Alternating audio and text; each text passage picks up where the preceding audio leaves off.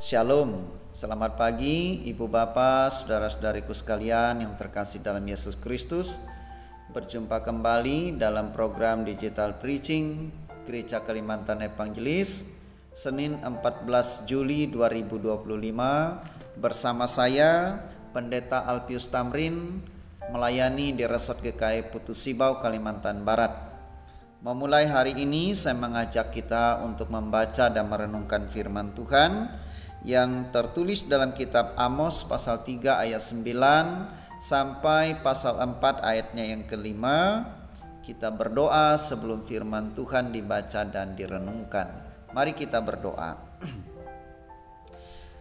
Ya Allah firman yang hidup, kami akan membaca dan merenungkan sabda-Mu yang hidup dan penuh kuasa. Kiranya Roh-Mu yang kudus berkenan membimbing kami, agar kami dapat mengerti dan memahami firman-Mu dengan baik dan benar, serta mampu menerapkannya dalam kehidupan kami.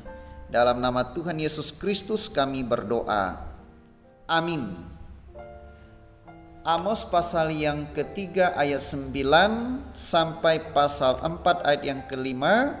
Saya tidak membaca keseluruhan dari nas ini, saya bacakan ayatnya yang ke-9, 10 dan 11 dari pasal 3. Pemberitaan tentang keruntuhan Israel. Siarkanlah di dalam puri di Asur dan di dalam puri di tanah Mesir, serta katakan, berkumpullah di gunung-gunung dekat Samaria, dan pandanglah kekacauan besar yang ada di tengah-tengahnya dan pemerasan yang ada di kota itu. Mereka tidak tahu berbuat jujur. Demikianlah firman Tuhan, mereka itu yang menimbun kekerasan dan aniaya di dalam purinya.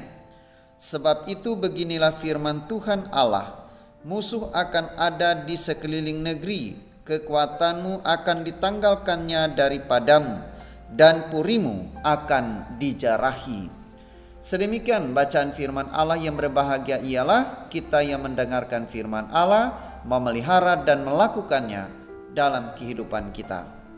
Bapak Ibu Saudaraku yang terkasih dalam Yesus Kristus, pernahkah kita menerima berita yang isinya adalah peringatan atau isinya merupakan teguran, bahkan hukuman bagi kita? Jika iya, maka dapat dipastikan ini bukan kabar baik. Ini sebuah kabar yang buruk bagi kita. Terhadap kabar yang demikian tentu banyak reaksi orang. Ada yang mungkin saja akan emosi dan marah-marah. Ada yang tetap bersikap tenang. Ada yang mungkin akan mengambil langkah-langkah dalam upaya menjelaskan atau melakukan pembelaan diri. Ada banyak hal yang bisa dilakukan. Nah, Bapak Ibu Saudara yang dikasihi oleh Tuhan Yesus Kristus, firman Tuhan hari ini juga yang menjadi renungan bagi kita merupakan kabar yang tidak menyenangkan terhadap bangsa Israel. Betapa tidak? Karena firman itu berisi tentang pemberitaan keruntuhan Israel,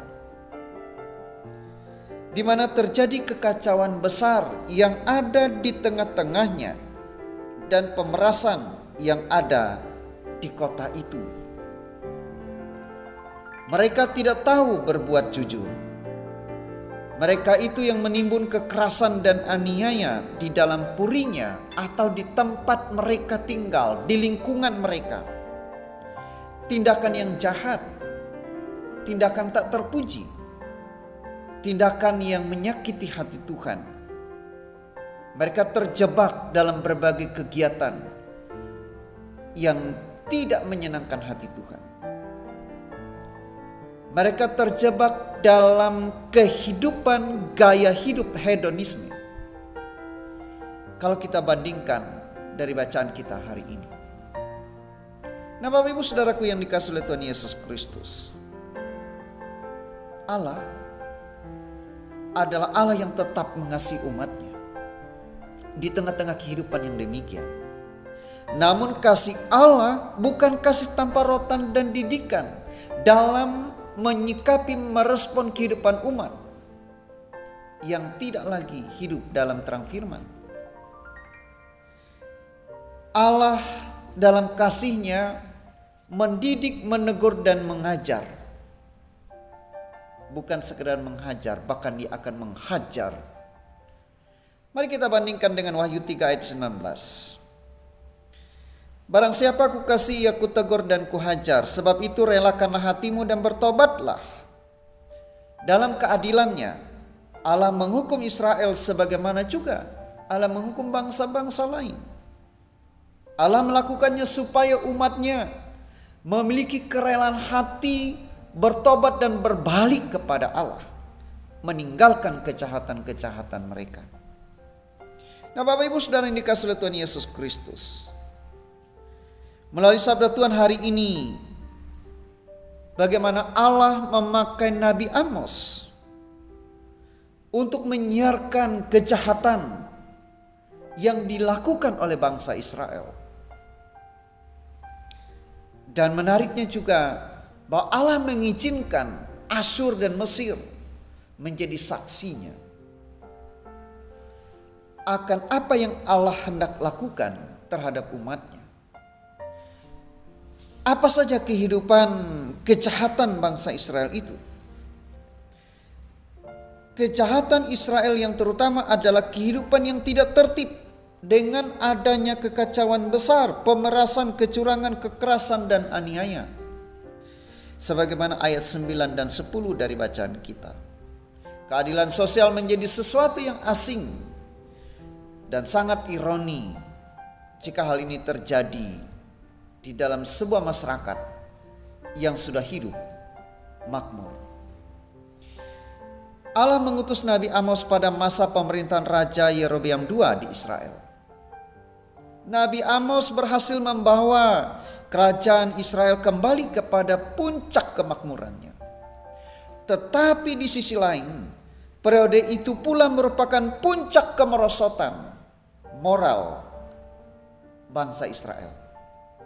Nabi Amos dipanggil menjadi juru bicara Tuhan bagi keadilan sosial. Karena itu Nabi Amos secara spesifik mengecam para pemimpin, orang-orang kaya di kota Samaria itu.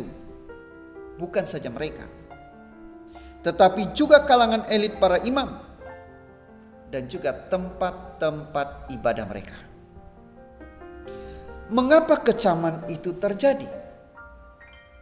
Rupanya mereka semua telah memperkaya diri dengan cara menindas orang. Mereka menikmati fasilitas kenyamanan dari hasil pemerasan, ketidakjujuran, kekerasan, penganiayaan, penjarahan. Ketidakadilan sosial semakin merajalela, sementara keadilan sosial semakin tak terasa. Semua tindakan demikian tentu menyedihkan hati Allah, dan ini menjadi awal keruntuhan Israel di masa itu. Apa yang ditabur, itu yang dituai. Pasal 3 ayat ke-11 mengatakan, sebab itu beginilah firman Tuhan Allah, musuh akan ada di sekeliling negeri, kekuatanmu akan ditanggalkannya daripadamu, dan purimu akan dijarahi. Demikianlah firman Tuhan, di mana Allah akan memukul para pemimpin Israel yang lalim itu. Sama seperti mereka menindas dan menjarah orang-orang miskin, Tuhan akan mengirim musuh-musuh asing untuk menindas dan menjarah mereka. Bapak Ibu Saudara yang dikasihi oleh Tuhan Yesus Kristus, firman Tuhan hari ini mengajarkan kita, Allah adalah Bapa atas semua orang. Ia akan marah jika seorang anak ditindas. Ingat Galatia pasal 6 ayat yang ke-7, firman Tuhan, jangan sesat. Allah tidak membiarkan dirinya dipermainkan, karena apa yang ditabur orang itu juga akan dituainya. Gunakanlah semaksimal mungkin semua potensi jabatan, pangkat, kedudukan, kekayaan, dan keberhasilan lainnya untuk melayani dan memuliakan Tuhan, serta untuk mendatangkan kebaikan dalam kebersamaan. Selalu mengingat kebaikan, kasih karunia, dan kemurahan Tuhan dalam berbagai keadaan. Entahkah dalam keadaan berhasil atau gagal, senang atau susah, bahagia atau menderita, kelimpahan atau kekurangan. Ingat selalu bahwa jika kita bisa senang, kita juga bisa susah. Jika kita bisa berkelimpahan, kita juga bisa berkekurangan. Jika posisi kita bisa dinaikkan derajat hidup kita, kita juga bisa diturunkan.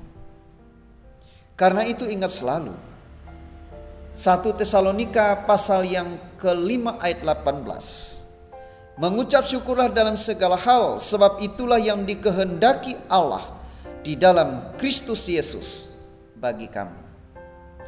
Jauhkanlah sikap dan kebiasaan bersungut-sungut dan mengeluh, karena bisa saja hal itu membunuh potensi diri dan akan merusak kehidupan beriman dan beragama kita. Janganlah karena kemewahan, keberhasilan, pangkat, jabatan, dan kedudukan membuat kita lupa diri dan lupa Tuhan. Selamat menjalani hari ini dengan bekerja dan beraktivitas sebagai wujud dari pelayanan hidup kita. Tuhan Yesus memberkati kita semua. Amin. Mari bersama kita berdoa.